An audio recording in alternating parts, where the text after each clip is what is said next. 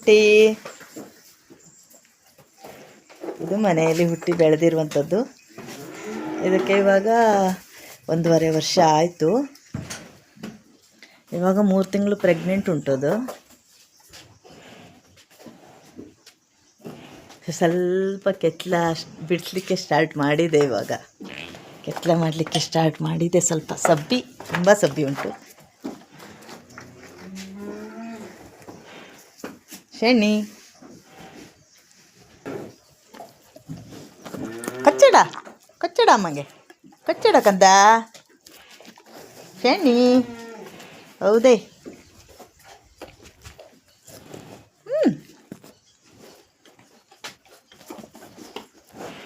ಶೆಣ್ಣಿ